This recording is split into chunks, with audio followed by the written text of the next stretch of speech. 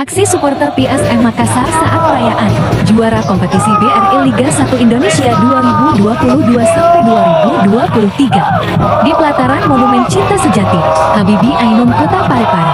Pada hari Jumat tanggal 31 Maret tahun 2023 pasca kemenangan PSM Makassar atas Madura United.